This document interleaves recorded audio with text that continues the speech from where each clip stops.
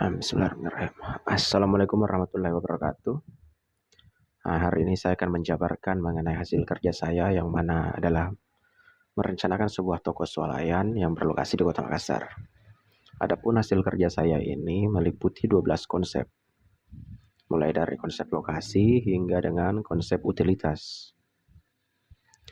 Tanpa perlu berlama-lama, mari kita masuk ke konsep pertama, yaitu konsep lokasi. Konsep lokasi di sini berlokasi di Kota Makassar, dan karena Kota Makassar terdiri dari 15 kecamatan dan 153 kelurahan, tentu akan ada satu wilayah yang akan lebih sesuai daripada lokasi wilayah yang lainnya. Dan berdasarkan pertimbangan pada RT RW dan RT RK, yaitu rencana tata ruang wilayah dan rencana tata ruang kota, di sini seperti dilihat pada ilustrasi peta Kota Makassar di sini, setiap wilayah memiliki kode kawasannya masing-masing. Ada kawasan pusat kota sampai dengan kawasan bisnis olahraga terpadu. Nah, berdasarkan pertimbangan tersebut, dikarenakan rencana saya ini menciptakan sebuah toko, membangun sebuah toko. Berdasarkan pertimbangan tersebut, saya keluar dengan dua alternatif pilihan, yaitu Kecamatan Rapocini dan Kecamatan Panakukang. Dengan alasan kedua wilayah ini, kedua kecamatan ini sama-sama memenuhi kriteria yang saya inginkan berdasarkan RT RW dan RT RK. Keduanya sama-sama berada di kawasan pusat kota dan juga sama-sama memiliki fungsi sebagai area perdagangan dan pemukiman.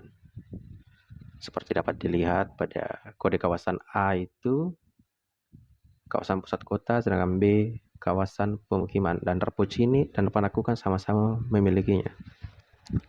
Lalu setelah didapatkan dua opsi tadi, saya melakukan pembobotan berdasarkan kriteria kesesuaian dengan RT RK dan RT RW, dan juga kondisi lingkungan, utilitas umum, dan ketersediaan lahan. Setelah melakukan pembobotan berdasarkan kriteria tadi, Rapocini keluar dengan 33 poin, sedangkan Kecamatan Panakukang keluar hanya dengan 32 poin. 1 poin lebih rendah daripada Kecamatan Rapocini. Maka terpilihlah Kecamatan Rapocini sebagai kecamatan yang akan ditempati oleh rencana toko saya. Berdasarkan alasan, Kecamatan Rapocini itu berada pada kawasan pusat kota, berada pada kawasan padat penduduk, diapit oleh dua jalan raya, yaitu AP Veterani dan Jalan Veteran. Utilitas umumnya terpenuhi, akses jalan yang pemukiman yang baik dan luas, dan juga lahan kosong yang masih tersedia cukup banyak di Kecamatan Rapocini. Nah, setelah mendapatkan lokasi yang diinginkan, kita masuk ke konsep berikutnya, yaitu konsep site. Nah, konsep site di sini saya juga keluar dengan dua opsi berdasarkan pertimbangan lingkungan, potensi customer, dan aksesibilitas serta utilitas. Di mana site A di sini memiliki luas tapak sebesar 713,5 meter persegi. Sedangkan site B memiliki luas tapak sebesar 716,55 meter persegi. Keduanya sama-sama dikelilingi oleh pemukiman. Bedanya, site A di bagian timur itu berbatasan dengan kantor inspektorat dan jalan AP Veterani. Sedangkan site B betul-betul dikelilingi oleh pemukiman saja. Di sisi selatan juga site A ada rumah sakit bersalin di depannya. Sedangkan site B seperti tadi dikelilingi oleh pemukiman saja.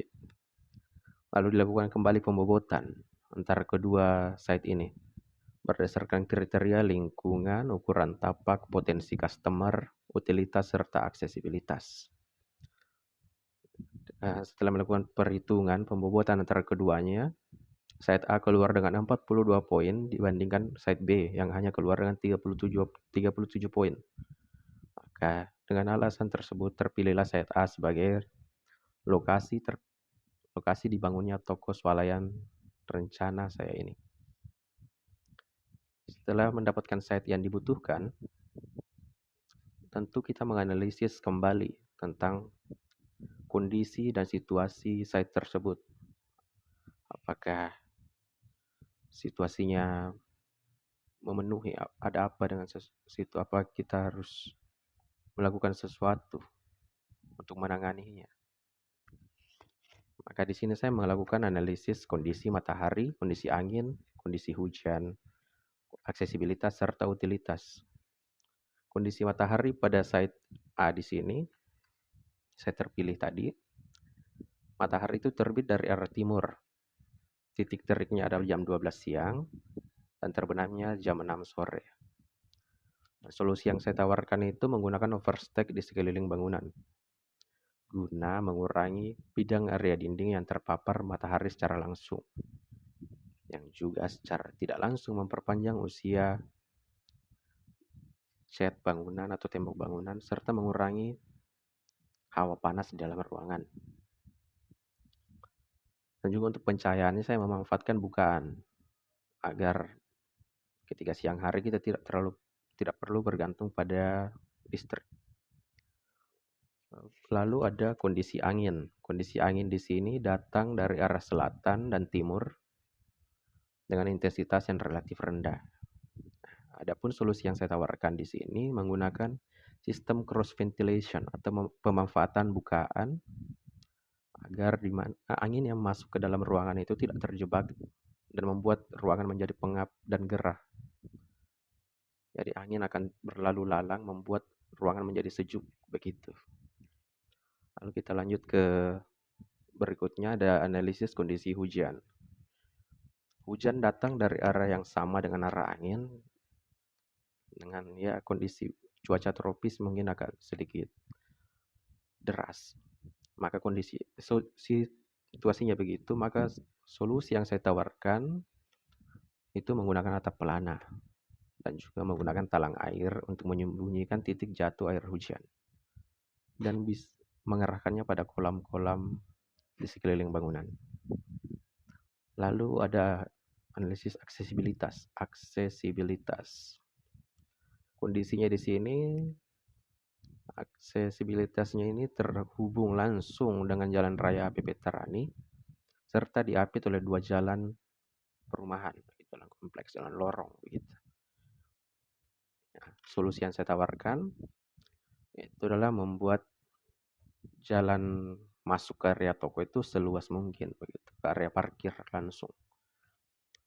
Serta membagi 2 wilayah ini, wilayah aksesibilitas di mana ada area service dan area public di mana customer bisa berlalu lalang. Yang area service itu untuk karyawan dan supplier saja, seperti bisa dilihat pada gambar saya di sini. Lalu ada utilitas. Utilitas di sini setelah melakukan survei lapangan langsung ke lokasi, saya menemukan bahwa utilitas yang dibutuhkan itu terpenuhi. Dikarenakan adanya tiang listrik di sekitar, adanya pipa, sambungan rumah, ada drainase untuk pembuangan limbah, ada tempat sampah yang menandakan adanya tukang sampah yang secara rutin mengangkut sampah dan membawanya ke tempat pembuangan akhir. Dan juga ada tower jaringan di sana, sekitar 200 meter dari titik lokasi. Nah, adapun solusi yang saya tawarkan di sini untuk utilitas adalah penggunaan genset untuk kondisi yang tak diduga, seperti pemadaman bergilir, dan juga menggunakan sumur bor untuk menghemat pengeluaran air. Nah, kita masuk di sini ada outputnya. Bisa dilihat, saya menggunakan atap pelana, menggunakan talang air, menggunakan overstack juga, menggunakan sistem cross ventilation seperti yang saya jabarkan tadi, dan menggunakan elevasi agar udara itu naik begitu. Ya, itulah untuk konsep analisis site. Kita masuk ke konsep berikutnya, itu adalah konsep kebutuhan ruang. Kebutuhan ruang ini terkait dengan pengguna ruang. Pengguna ruang di sini ada tentu saja customer karena ini adalah sebuah toko, ada karyawan juga, ada manajer dan supplier atau pegawai restock dari gudang, segala macam. Adapun outputnya di sini terbagi menjadi 3 jenis ruangan, yaitu public, semi-privat, dan privat. Public adalah area di mana customer bisa berlalu lalang dengan sebebas mungkin. Semi-privat, area khusus karyawan saja dan mungkin pegawai restock yang datang. Area privat khusus manajer saja. Maka privat itu cuma ruang kantor saja kenanya. Lalu kita masuk ke konsep berikutnya, itu konsep besaran ruang. Di sini kita menentukan besaran ruang yang dibutuhkan untuk mencari titik site tadi sebenarnya. Di sini kita mempertimbangkan semua ruang-ruang yang ada berdasarkan perabotan yang digunakan dalam ruang tersebut. Seberapa banyak orang di dalamnya dan segala macamnya. Nah, setelah melakukan perhitungan tersebut, saya berhasil mendapatkan luas terbangun sebesar 472,99 meter persegi. Lalu menggunakan perbandingan 70/30, di mana 70 adalah luas terbangunnya dengan 30 adalah ruang terbuka. Maka menggunakan rumus luas terbangun dikali 100 dibagi 70, maka didapatlah hasil sebesar 675,7 meter persegi, yang saya bulatkan menjadi 680 meter persegi. 680 meter persegi inilah yang saya gunakan untuk mencari site sebelumnya. Begitu kurang lebihnya. Lalu itulah untuk konsep besaran ruang. Kita masuk lagi ke konsep hubungan ruang. Di sini lebih ke hubungan antar ruangnya, apakah dia terkait satu sama lain atau tidak. Apakah dia berdekatan atau tidak, apakah penggunanya saling terhubung atau tidak. Seperti bisa dilihat nomor 4 area kasir. Di sini hubungannya cukup erat saja. Dikarenakan di sini definisinya cukup erat, berarti kedua ruangan yang dimaksud hanya terhubung dikarenakan kegiatan penggunanya saja. Sedangkan area ruangannya ada sesuatu yang memisahkan. Sedangkan untuk yang sangat erat di sini saya tanda dengan warna merah. Berarti baik letak ruangan maupun kegiatan penggunanya itu berdekatan dan saling berkaitan. Nah, kita masuk ke output untuk konsep hubungan ruang. Dapat lihat di sini ada bubble-nya untuk peletakan ruangnya, di mana selasar menjadi kunci, ruangan kunci untuk penghubung semua area service. Seperti yang saya bilang tadi, area service adalah ruangan di area di mana yang terlibat di dalamnya hanya karyawan dan supplier dan manager. Sedangkan area public saya tandai dengan warna hijau di sini, area untuk di mana customer bisa bebas berlalu lalang. Nah, mungkin itu untuk konsep hubungan ruang. Mari kita lanjut ke konsep berikutnya, yaitu konsep zonasi mikro. Di sini konsep zonasi mikro adalah cara untuk mengklasifikasikan jenis kelompok ruang sesuai dengan jenis dan fungsi ruang berdasarkan hubungan antar ruang dan penggunanya. Berdasarkan analisis yang didapatkan dari hubungan ruang tadi, dari kebutuhan ruang maksud saya, yang mana adalah public, semi-privat, dan privat, kita bisa mengklasifikasikan ruang-ruang tersebut dalam denahnya begitu. Nah, kita masuk ke konsep berikutnya saja, yaitu konsep bentuk bangunan. Dari sini kita menemukan bentuk yang diinginkan untuk bangunan kita. Bisa dilihat, pertama-tama kita tentu menentukan tapaknya. Tapak saya di sini berbentuk persegi panjang saja. Lalu saya memunculkan dua kotak persegi, yang mana adalah pembagian antara area service dan area public. Lalu membentuk area cross ventilation-nya di sini, di poin ketiga, sejajarnya juga tadi. Untuk membentuk cross ventilation. Lalu di poin keempat, baris bawah, sebelah kiri bawah, meningkatkan elevasi. Sama juga untuk meningkatkan untuk penghawaan gunanya, selain dari Juga saya akan jabarkan setelah di slide berikutnya tentang fungsi dari elevasi ini, selain dari untuk penghawaan. Juga lalu di berikutnya kita membuat tangga dan terasnya untuk jalan masuknya. Ini juga berkaitan dengan bentuk bangunannya. Lalu kemudian kita mengeluarkan komponen-komponen pelengkap lainnya seperti taman dan area parkir dan jalur restock. Adapun output dari konsep bentuk bangunan saya di sini yang merupakan toko swalayan adalah menggunakan konsep arsitektur vernakular yang dikombinasikan dengan arsitektur modern. Arsitektur vernakular adalah, di sini saya baca definisinya saja, adalah desain arsitektur yang menyesuaikan iklim lokal menggunakan teknik dan material lokal dipengaruhi aspek sosial, budaya, dan ekonomi masyarakat setempat.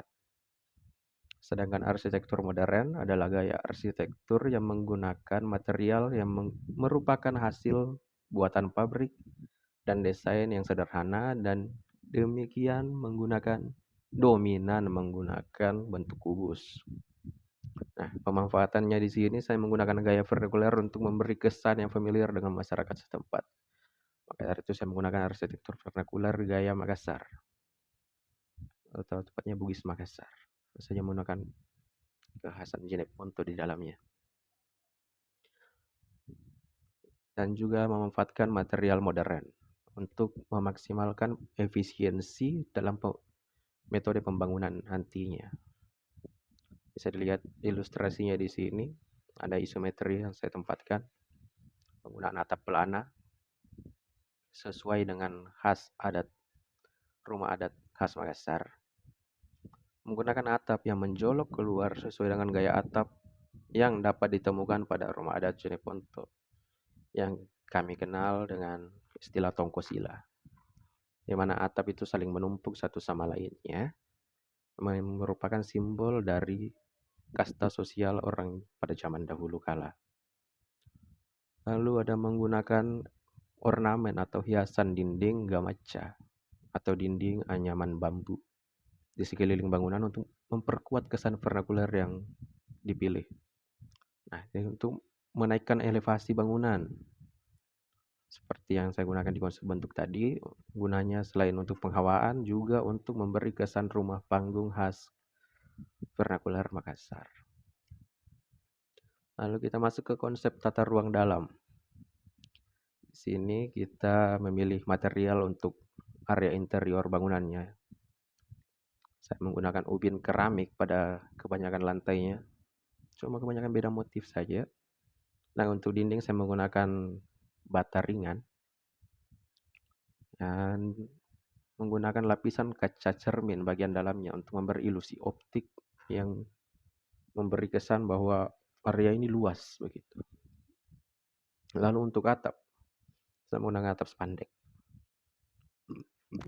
Dikarenakan mudah didapat di lingkungan sekitar kita.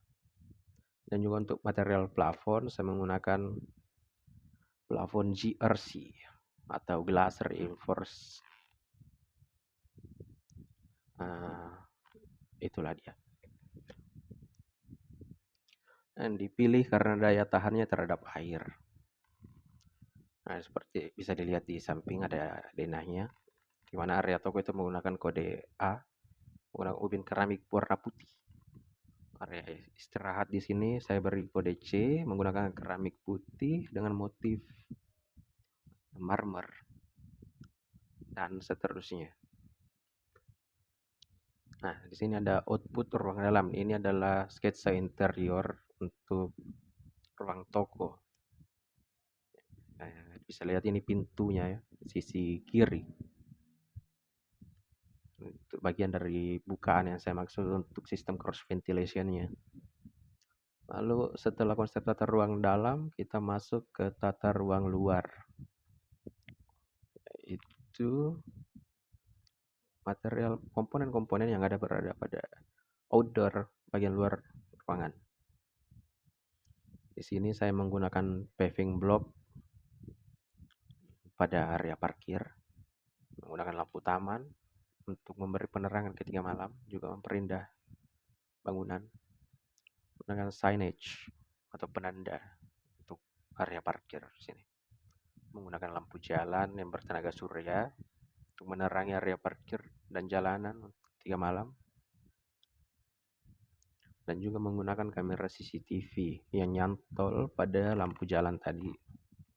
Lalu menggunakan rumput Jepang pada area taman, pada cemara lilin, ada Taiwan Beauty, kucai Jepang, dan kates kodok untuk menambah kesan area hijau pada area taman-tamannya, area terbukanya. Ini ada outputnya, di sini ada peta penempatan komponen-komponen tadi ya. Lalu kita masuk ke konsep struktur. Di sini pada bagian atap saya menggunakan rangka atap baja ringan yang menggunakan, rencananya sih untuk kuda-kuda atapnya itu menggunakan parallel scissor namanya, untuk memberi area atap yang lebih tinggi dan berbentuk. Lalu ada kolom dan balok yang digunakan dengan mutu K175. Untuk bagian dinding menggunakan bata ringan seperti yang sudah saya jelaskan tadi, dan juga menggunakan urugan tanah digunakan untuk penambah elevasi. Lalu untuk pondasinya kita menggunakan pondasi garis seperti biasa dikarenakan hanya bangunan lantai 1 seperti biasa. Adapun sistem struktur yang digunakan di sini menggunakan sistem rigid frame yang saling mengikat satu sama lainnya dan saling mengunci dan menyalurkan beban sama rata dari rimbal kolom ke slope hingga ke pondasi. Lalu setelah konsep struktur, kita masuk ke konsep utilitas, yang mana konsep terakhir dari 12 konsep yang saya jabarkan baru-baru ini.